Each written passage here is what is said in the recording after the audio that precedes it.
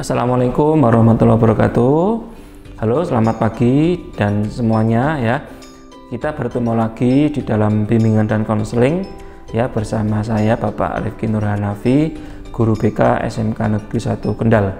Pemirsa SMK GTV, pada hari ini kita akan membahas ya, ini materi remaja juga ya, yaitu membina persahabatan sejati. Ya, mungkin pemirsa di sini sudah punya sahabat ya, saya kira sejak TK, SD, SMK, ini SMP ya. Baik, kita akan membahas tentang membina persahabatan sejati. Kira-kira apakah sahabat sama dengan teman? Ya, kita bahas ya. Sahabat itu adalah hubungan timbal balik.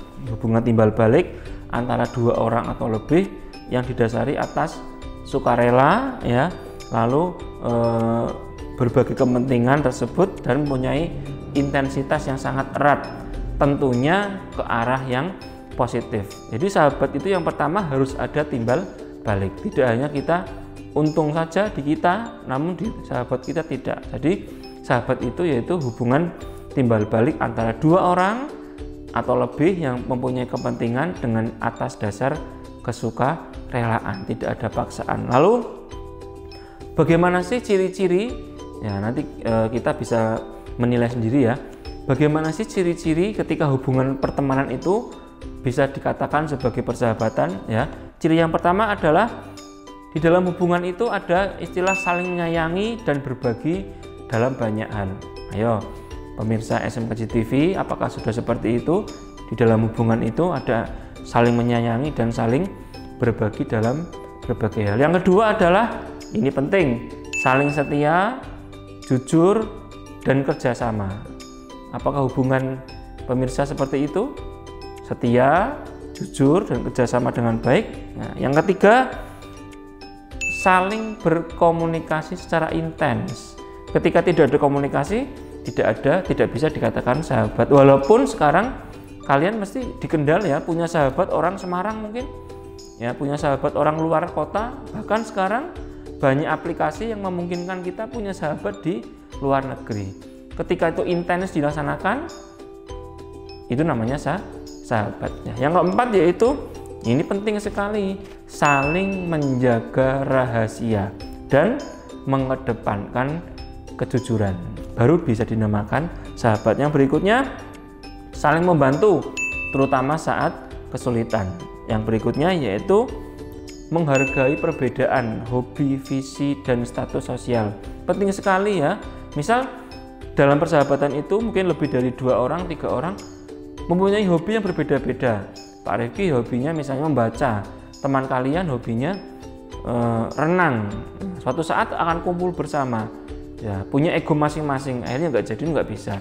Ya, itu harus menghargai adanya perbedaan. Yang berikutnya adalah tips atau trik membina hubungan persahabatan agar lebih awet dan bermanfaat. Yang pertama adalah menghormati dan menghargai. Apapun itu sahabat kita harus menghormati dan menghargai. Tidak boleh kita mencederai satu sama lain. Dalam hal ini mencederai secara verbal maupun non verbal. Maka efeknya teman kita akan kecewa. Yang berikutnya adalah saling menjaga rahasia.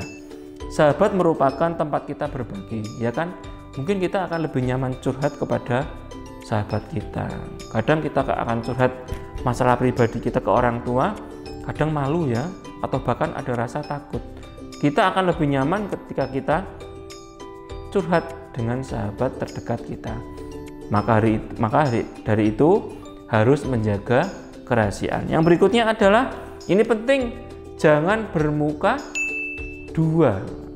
Maksud ya, bermuka dua ya, di depan baik namun di belakang tidak baik. Di depan kita seolah-olah membela sahabat kita, namun di belakangnya kita justru menjelek-jelekan sahabat kita. Itu tidak bisa ya, jangan bermuka dua. Lalu jadilah pendengar yang baik ketika sahabat kita bercerita. Kadang ketika sahabat kita dalam posisi nggak baik ya, mungkin dia punya masalah, mereka curhat kepada kita, jadilah pendengar yang baik. Ingat, jangan merasa acuh tak acuh, curhat kui terus, surat itu terus. Nah, jangan, namun kita menjadi pendengar yang baik. Yang berikutnya adalah berikanlah dukungan dan pujian kepada sahabat kita. Mungkin sahabat kita saat itu misalnya juara LKS ya. Kita memberikan suatu pujian penghargaan. Wah, hebat ya kamu ya. Saya kok pingin jadi kamu lah, itu suatu pujian. Yang berikutnya adalah jangan pernah iri kepada sahabatmu. Motornya baru kita iri ya, lalu bajunya baru kita iri, jangan. Prestasinya bagus kita iri, dengki, malah menjelek-jelekan, itu pasti nyontek, jangan. Yang berikutnya adalah dekat ya.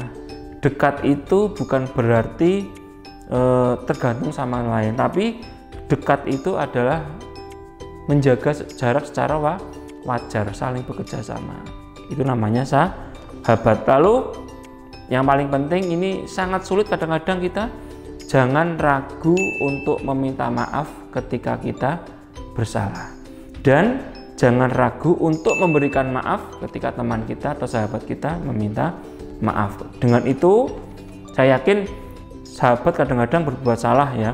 Dalam hubungan kelompok kadang kita berbuat salah, tidak mungkin kita akan benar terus. Kuncinya kita jangan sungkan untuk meminta maaf, juga jangan pelit untuk menerima maaf dari sahabat kita. Yang terakhir, harus peduli.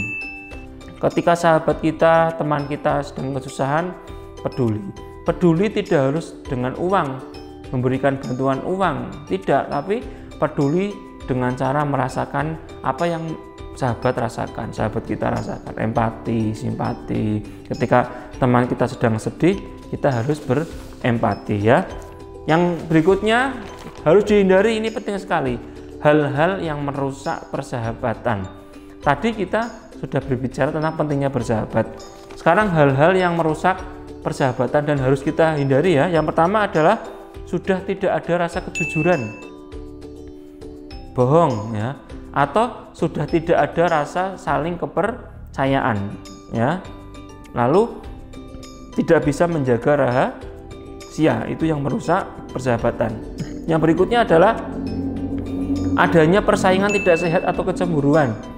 Nah, itu juga bisa merusak persahabatan. Yang ketiga, mulai mementingkan kepentingan pribadi atau egois. Ketika kita sedang mengumpul dengan sahabat, tiba-tiba kita muncul rasa egois, lalu kita mementingkan egois itu salah satu penyebab persahabatan menjadi rusak. Yang terakhir yaitu tidak adanya keadilan, keseimbangan dan kebersamaan, dan tidak ada lagi rasa saling memiliki. Itu juga termasuk faktor yang menyebabkan persahabatan itu rusak ya. Mudah-mudahan pemirsa SMA GTV, anak-anakku semuanya, persahabatan kalian erat terus ya sampai dewasa ya. Bahkan ini suatu cerita pribadi Pak Rifki ya. Pak Rifki punya sahabat dari TK ya, itu bareng ya, SD 1 kelas 6 tahun itu bareng, SMP dilalah 3 tahun itu bareng ya, SMA sama bareng ya, bahkan kuliah pun bareng, mengambil jurusan bimbingan dan konseling, bahkan satu kos saat itu. Ingat sudah berapa tahun itu persahabatannya, sampai sekarang juga masih bareng ya. Dan penempatannya pun sama di Kendal, sama-sama di Kendal, cuma Pak Rifki di SMK 1, teman Pak Rifki di SMA 1, sebelahan gitu ya.